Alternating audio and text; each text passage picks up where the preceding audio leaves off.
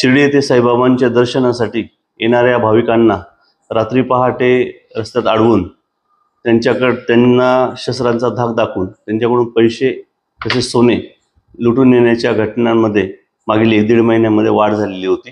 गुन्ह्यात एर्टिगा वाहनाचा आरोपितांकडून वापर करण्यात आलेला होता। याबाबत कोपरगाव, संगमनेर तसेच नाशिक आणि संभाजीनगर ग्रामीण या विविध ठिकाणी गुन्हे दाखल झालेले होते।